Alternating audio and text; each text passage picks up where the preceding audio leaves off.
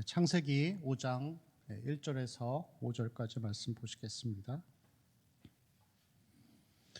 한 절씩 교독하도록 하겠습니다. 이것은 아담의 계보를 적은 책이니라. 하나님이 사람을 창조하실 때 하나님의 모양대로 지으시되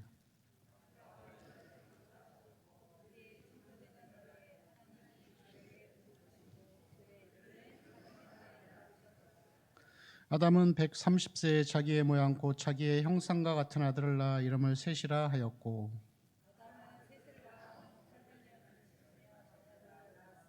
함께 읽겠습니다. 그는 930세를 살고 죽었더라.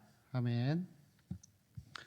창세기 5장의 말씀은 오늘 한 번으로 이 전체 말씀을 이렇게 하려고 했는데 좀 내용이 좀 방대한 것 같아서 오늘은 1절에서 5절까지의 내용만을 좀 살펴봤으면 좋겠습니다. 우리 1절을 한 번 더 같이 읽어볼까요? 시작. 이것은 아담의 계보를 적은 책이니라. 하나님이 사람을 창조하실 때 하나님의 모양으로 지으시되. 아멘. 자, 5장을 시작하면서 이렇게 이야기를 합니다. 이것은 아담의 계보를 적은 책이니라. 그래서 아담의 계보에 대한 쉽게 말하면 족보라고 할 수가 있겠죠. 그러면서 이렇게 쭉 이 5장 전체가 이 족보에 대한 이야기들이 나오는데, 이 족보의 내용을, 이 기록을 보면은 출생을 했고 몇 년을 살았고 또 죽었다라고 하면서 이 출생과 연수에 대해서 세세하게 기록했다라고 하는 것은 이 사람들이 가상의 인물들이 아니라 실제로 이 땅에 태어나서 존재했던 사람들이라는 것을 우리에게 보여주고 있습니다. 여러분, 족보의 특징은 무엇이죠? 족보의 특징은 사실을 기록해 놓은 거예요. 그렇죠? 나의 할아버지, 그 위에 할아버지 이름을 기록해서 틀리지 않게 기록한 것이 바로 족보의 특징입니다. 그래서 이 성경은 구원에 관한 이야기, 하나님에 관한 이야기, 신앙서적 그런 것들을 말하기 전에 성경은 역사적인 사실을 기록한 책이라고 할 수가 있습니다. 더 단순하게 말해서 성경은 역사책입니다. 그래서 성경에 나오는 모든 기록들은 역사에 있었던, 실제로 있었던 일을 사실대로 기록해 놓은 것을 성경이라고 이야기를 하는 것이죠. 하나님이 아담을 지으시고 또 모세가 홍해를 가르고, 그리고 예수께서 동정녀 가운데 탄생하셨던 그 기적과 같은 일들은 신화나 어떤 지어낸 이야기들이 아니라 실제로 있었던 일들을 기록해 놓은 것이죠. 여러분, 그래서 우리 이 기독교 신앙은 역사적인 사실과 진리를 믿는 것을 우리 신앙이라고 이렇게 이야기를 하는 것입니다. 다시 말하면 이 신앙이라고 하는 것은 어떤 느낌이나 체험을 의지해서 살고 그것을 근거로 우리가 예수를 믿는 것이 아니고, 역사적인 사실과 진리를 믿음으로 받아들여서 그것이 우리 마음 가운데 성령이 조명해 주셔서 삶으로 드러나는 것이 우리의 신앙이라고 하는 것이죠. 그래서 신앙은 역사적인 사실, 진리인 성경을 믿는 것입니다. 제가 예전에 어떤 이 청년 사역을 할 때 한 청년 자매가 이 교회를 잘 나왔습니다. 근데 나중에 얘기를 들어보니까 이 청년이 교회를 다니게 된 계기가 있는데, 아주 어렸을 적에 이 하반신 마비였다고 하더라고요. 근데 어떤 이 병 잘 고치는 목사님이 오셔가지고 안수기도 한번 해주고서 다리가 거짓말같이 나은 거예요. 그리고 신앙을 이제 가진 거죠. 그래서 그 자매는 끝까지 하나님을 믿고 그렇게 따르는 그런 삶을 살아가는 것을 볼 수가 있습니다. 여러분, 우리의 신앙에 있어서 이러한 이 신유와 같은 경험들, 이 체험들은 이 중요한 부분을 차지합니다. 신유의 어떤 그런 것들, 방언 아니면 예언의 은사 이런 것들을 경험하면서 사람들은 그것을 통해서 전능자가 있다, 신이 있다라는 것을 믿게 됩니다. 여러분, 그런데 이 체험을 추구하는 것이 나쁘다라는 것이 아니라 체험이 우선시되면 안 된다는 거예요. 신앙은 뭐라고요? 역사적인 사실은 성경을 믿는 것으로 시작하는 것입니다. 성경과 진리를 믿은 다음에 체험이 있어야 하는 것이죠. 체험이 나쁘다라는 것이 아니라 체험이 최고다, 체험이 제일 신앙의 기준이다라고 생각하는 것이 문제라는 것입니다. 우리나라의 이 기독교 교단 가운데에서 은사주의를 최고로 쳐주는, 그래서 때로는 이 방언이 구원받은 표시라고 이야기하는 그런 일들도 있었습니다. 그리고 많은 선교단체들이 정말 이 기독교 신앙을 성경으로부터 시작하지 아니하고 하나님의 음성을 직접적으로 듣고 뭔가 경험하고 뭔가를 보았다는 것을 통하여서 그것이 진짜 대단한 신앙이다라고 생각하는 사람들도 많이 있습니다. 여러분 그렇지 않겠습니까? 병을 잘 고치는 어떤 이 사역자가 있습니다. 기도만 해주면 막 눈먼 자가 눈을 뜨고, 막 기도만 해주면 암이 그냥 낫고, 여러분 그런 것들을 경험한다면은 그 사람이 위대해 보이겠죠. 근데 여러분 이 체험이 중심이 되는 신앙의 문제는 뭐냐면은, 체험이 중심이 되는 신앙의 문제는 신비한 것을 자기가 경험하고 능력을 발산할 수 있기 때문에 영적으로 교만해집니다. 영적으로 교만해지죠. 그리고 또 한 가지의 문제는 뭐냐면은 이 체험 중심의 신앙을 자꾸만 선호하고 그렇게 가는 것은 쉽고 편한 길로 가려고 하는 것입니다.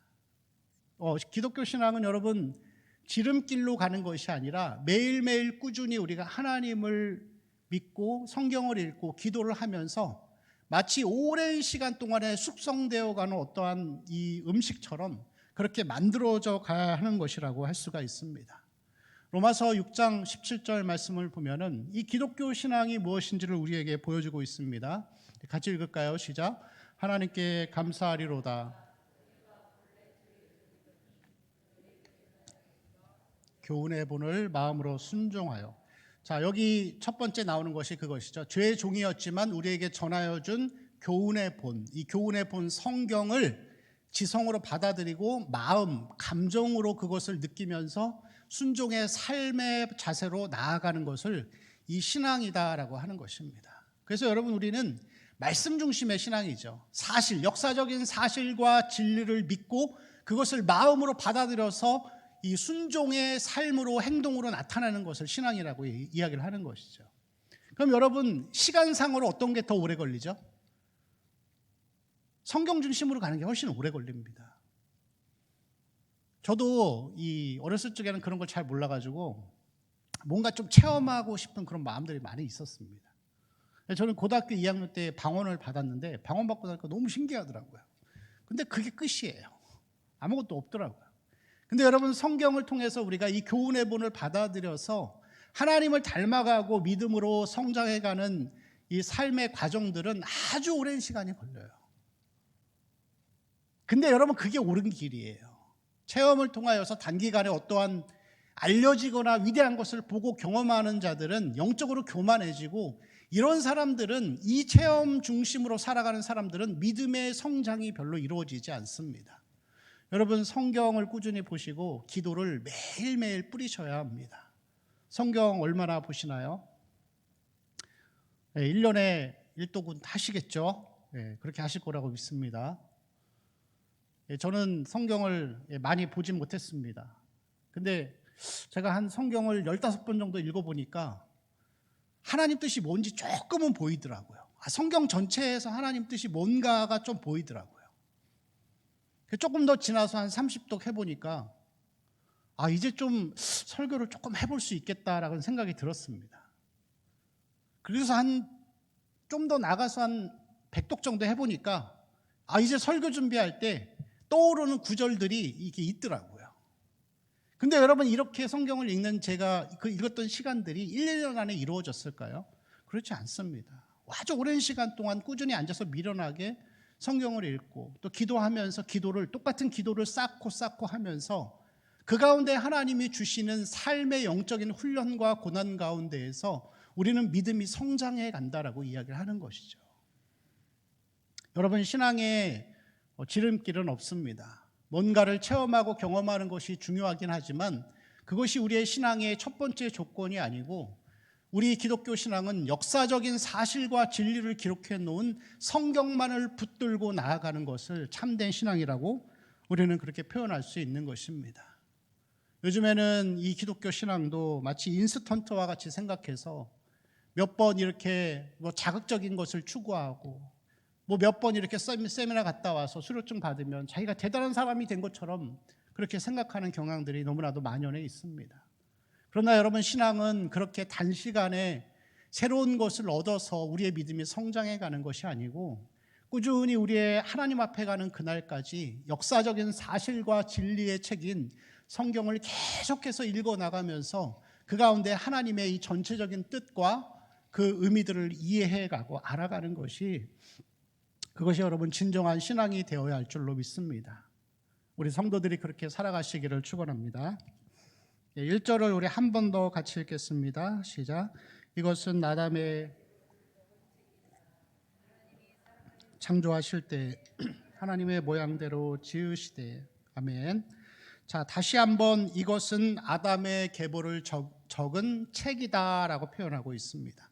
여기서 이 성경이 기록되면서 처음으로 이것이 책이다라는 것, 이것이 더 북 책이다 이렇게 표현을 하고 있습니다. 그리고 이러한 이 똑같은 내용이 마태복음 1장 1절에 나오는데 우리 1장 1절 한번 같이 읽어볼까요? 시작. 아브라함과 다윗의 자손 예수 그리스도의 계보라. 여기서 똑같습니다, 여러분. 계보라라고 하는데 한글 성경에는 책이라는 단어가 나오지 않지만 영어 성경으로 보면 똑같이 더 북이라는 단어가 그렇게 나오는 것을 볼 수가 있습니다. 그래서 우리가 좀 전에 읽었던 이 창세기 5장 1절의 계보, 이것은 첫째 아담이었던 첫째 사람 아담의 계보 사실을 적은 것이고, 마태복음 1장 1절은 신약을 시작하면서 둘째 아담인 예수 그리스도의 계보를 적은 것이라고 할 수가 있습니다. 그럼 여러분 잘 생각해 보세요. 자, 우리 1절이 지나고 나서 아담이 3절에 보니까 130세에 셋을 낳았습니다. 그렇죠? 자, 아벨이 죽은 다음에 100년 이상은 지났겠죠. 그럼 여러분, 그 다음에 첫째 아들이 그 다음 낳은 아들이 아벨 다음에 셋이었을까요? 그렇지는 않을 것입니다. 그 100년 동안에 셋을 낳기 전까지 많은 자녀들을 낳았을 거예요. 많은 자녀들을 낳았던 것은 확실합니다. 그렇다면 여러분, 왜 셋을 낳았다라는 이 중요한 사람만을 기록했는가 하면은, 이 성경은 이 역사책이고 사실을 기록했지만 구원에 관련된 중요한 부분들만 기록해 놓은 거예요. 자, 마태복음 1장 8절 말씀 우리 한번 같이 읽어보겠습니다. 시작. 아사는 여호사밧을 낳고 여호사밧은 요람을 낳고 요람은 우시야를 낳고. 자, 여기서도 똑같은 말씀이 나오는데요. 이 요람은 우시야를 낳습니다. 근데 여러분, 실제적으로 요람의 아들은 아하시야예요. 아하시야의 아들은 요아스의 아들은 아마샤의 아들이 우시야예요. 그럼 그 사이에 있는 서너 사람의 이 계보를 빼버리고 바로 이 요람이 우시야로 넘어갑니다. 왜냐하면 성경은 구원에 있어서 중요한 것들만을 기록해 놨기 때문에 그런 것이죠. 그래서 성경은 여러분 구원의 관점에서 기록된 거예요. 그것을 뭐라고 얘기하냐면은 구속사적인 관점에서 성경이 기록된 거예요. 그럼 여러분, 성경에 나오는 내용들은 세 가지로 구분할 수 있습니다. 첫 번째는 인간의 상태예요. 그것은 구약의 내용이죠. 그리고 예수님이 오시기 전까지 인류 전체의 역사를 보여줍니다. 구약 성경은 우리에게 인간이 아무리 노력해도 이 구원을 이룰 수 없다는 인간의 한계와 실패를 보여주는 것이고, 인간의 상태가 어떤지를 보여주는 것이죠. 세상의 종교들은, 불교는 행위를 통해서 구원받으려 했고, 그리고 진시황은 불로초를 통해서 영생을 얻으려고 했지만, 이 예수님이 오시기 전까지 인간의 모든 역사는 다 실패했다라는 것을 보여주는 것이죠. 그리고 이제 예수님이 오시면 사복음서의 내용 가운데에서 구원을 이뤄가는 방식을 보여주는 것입니다. 예수님 많은 말씀을 하셨는데, 그리고 나서 이제 로마서부터 시작해서 마지막까지는 그럼 구원받은 이후에 그리스도인의 현지적인 구원을 이뤄가는 성화의 삶은 무엇인지를 보여주는 것이에요. 요한복음 21장 25절 말씀을 우리 한번 같이 읽어보겠습니다. 시작. 예수께서 행하신 일이 이 외에도 많으니 만일 낱낱이 기록된다면 이 세상이라도 이 기록된 책을 두기에 부족할 줄 아노라. 자, 예수님이 이 외에도 많은 일들을 행하셨어요. 성경에 나오는 거 외에도 많은 일들을 해주셨는데 그것이 얼마나 많았는지 다 기록한다면은 이 세상, 이 책을 두기에 이 세상에도 부족하다라고 이야기를 하는 것이죠. 그럼 여러분, 성경에 나오는 내용들은 그래서 결론적으로 구원에 대한 부분들만을 우리에게 보여주는 거예요. 그래서 여러분, 예외적으로 성경에 나와 있지 않지만 성경적인 것들도 많아요. 우리의 삶에서는. 뭐 이런 거죠. 하나님의 음성을 우리는 어떻게 듣죠? 우리 개혁주의 교단에서는 하나님의 음성을 어떻게 듣냐면 성경을 통해 듣는다 그래요. 성경을 통해 하나님을 알아간다 그래요. 그럼 여러분, 실제 삶에서 우리 성도님들은 어떠세요? 성도인데 성경을 잘 몰라요. 그럼 하나님이 어떻게 역사하실까요? 하나님은 다양성의 하나님이세요. 성경으로 보는 것이 가장 정확하고 가장 안전하지만 하나님은 인간의 연약함을 아시기 때문에 다양한 방법으로 우리에게 찾아오셔서 말씀해 주실 때가 있어요. 저는 개인적으로 이 성격이 좀 굉장히 신중합니다. 그래서 이 결정을 잘 못 내려요. 근데 정말 결정을 내려야 되는 순간에도 제가 결정을 안 하고 있으면은 저한테는 개인적으로 하나님 하시는 방식이 아침밥을 먹고 나면 밥 먹고 나서 하나님이 찬송가를 들려주세요. 그 다음날도 찬송가를 들려주시는데 이 찬송의 가사가 매일매일 다른데 똑같은 것을 이야기하고 계세요. 그런 거는 여러분이 예외적인 거죠. 왜냐하면 여러분, 구원사적인 관점에서 그런 것들은 뭐 성경적이다 아니다라는 우리 판단할 수 없지만 그 예외적인 것들도 우리의 신앙 가운데에서는 많이 나타날 수 있다는 거예요. 여러분, 구원은 어떻게 받죠? 구원은 성경에 기록된 내용을 통해서 예수를 믿어서 우리가 믿음으로 받는 것이다 라고 할 수 있겠죠. 근데 여러분, 그것조차도 예외가 있어요. 성경이 아니고서도 구원받을 수 있어요. 어떻게 해요? 평생 동안 죄 가운데 살다가 병상에 누워 임종을 맞이하는 분들, 그분들한테 성경책 보여주면서 여러분 복음을 전하겠어요? 목사님이 대충 급하게 이야기를 하겠죠. 예수님을 믿고 구주로 영접하십시오. 믿음으로 고백하십시오. 회개합시오. 그리고 죽으면은 천국 가겠죠. 그런 예외적인 상황들이 우리에게는 많이 있다라는 것입니다. 여러분, 불신자들에게 교회는 뭐 하는 것입니까? 라고 물어보면 뭐라고 대답할까요? 어떤 분은 그러더라고요. 어려운 사람 도와주는 곳입니다. 구제하는 거죠. 맞습니다. 교회는 구제하는 곳이죠. 근데 여러분, 우리가 구제하는 이유는 뭐냐면은 우리가 구제하는 이유는 하나님이 우리를 구원해 주신 이 구원의 은혜에 대한 감사를 표현하는 거예요. 교회는 많은 일들을 합니다. 구제도 하고 지역사회도 돕고 여러 가지를 많이 하는데 정말로 어려운 상황이 되거나 아니면은 단 한 가지만을 해야 한다고 하면은 구원만을 전하는 것만을 해야 되는 것이죠. 구원사적인 관점에서 기록된 성경을 토대로 복음만을 전하고 선교하는 것에만 힘써야 하는 것입니다. 그게 여러분, 성경이 기록된 목적이고 교회가 존재하는 그러한 목적이라고 할 수가 있습니다.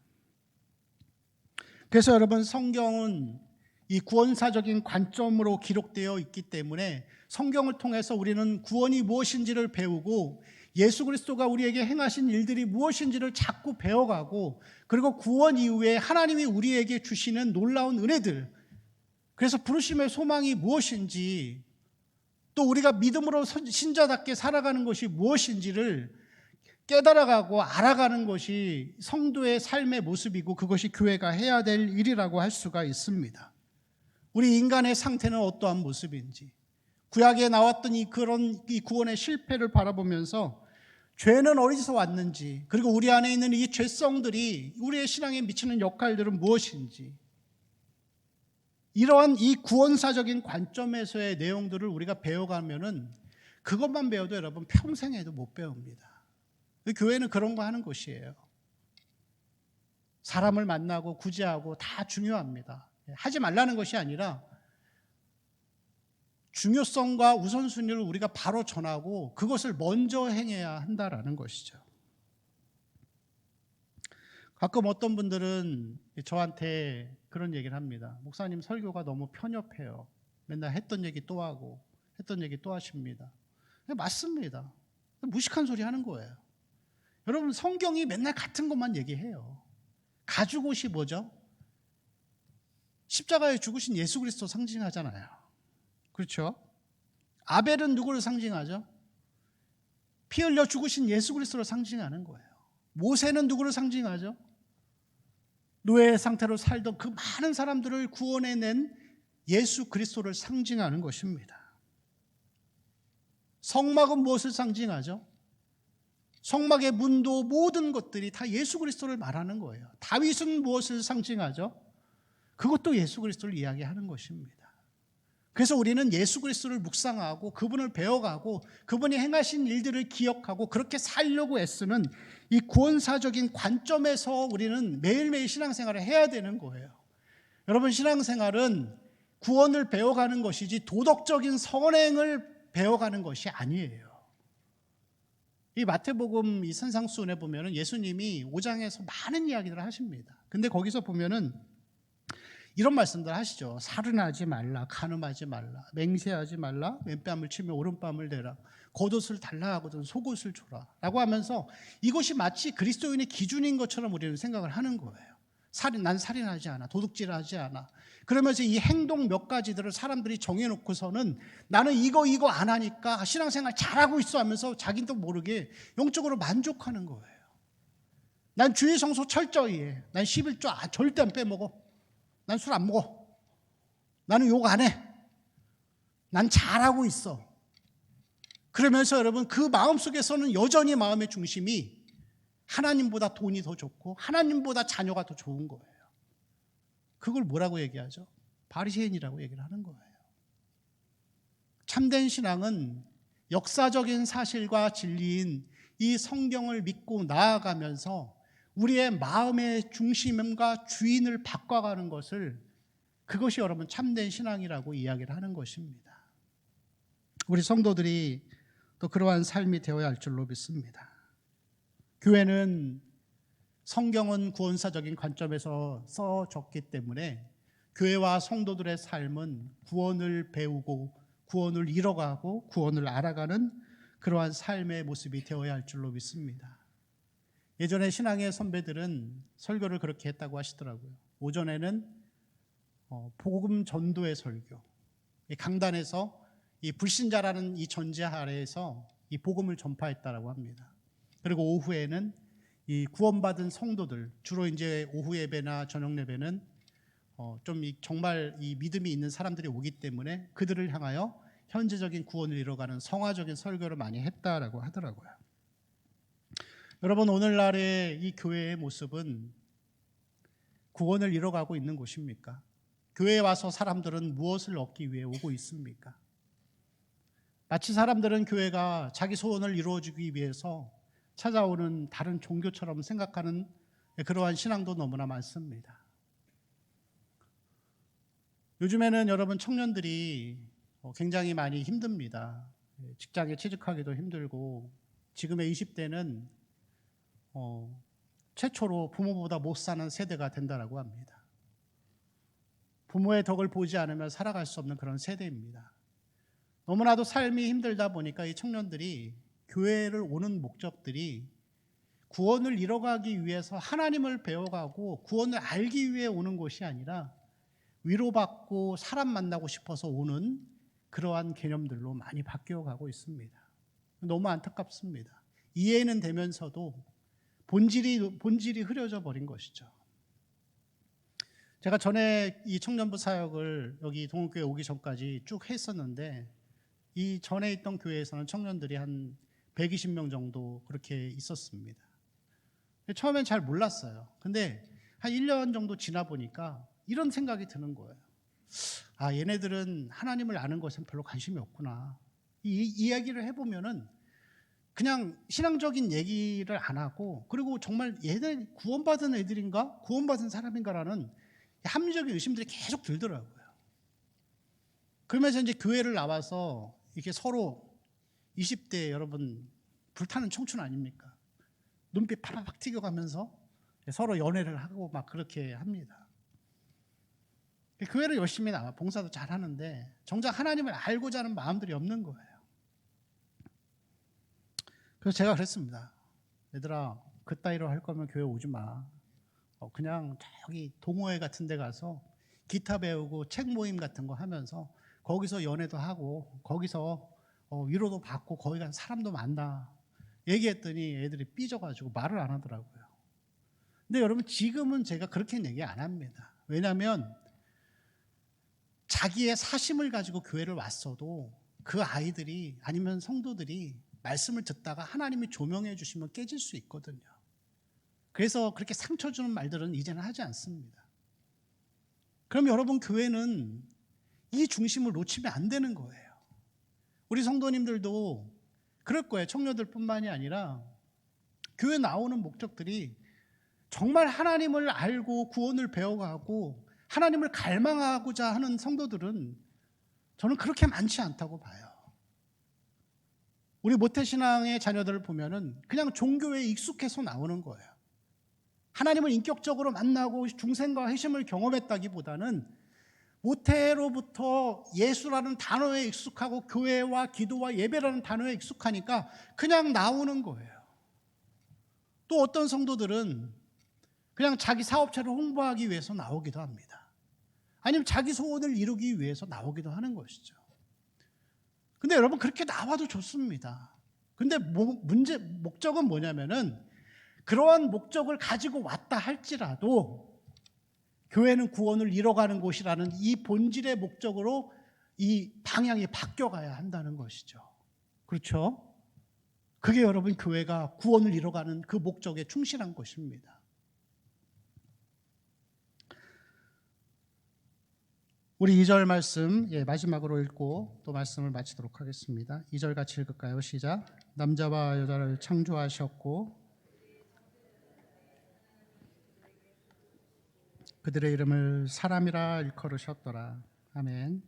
자, 4장에 나오는 이 가인의 족보들이 쭉 나왔는데 이 모든 내용들을 마치 없었던 것처럼 이 성경의 저자는 빼버리고 다시 창조로부터 시작합니다. 그러면서 하나님이 남자와 여자를 창조하셨고 그들이 창조되던 날에 하나님이 그들에게 복을 주시면서 그들의 이름을 뭐라고 일컬으셨다고요?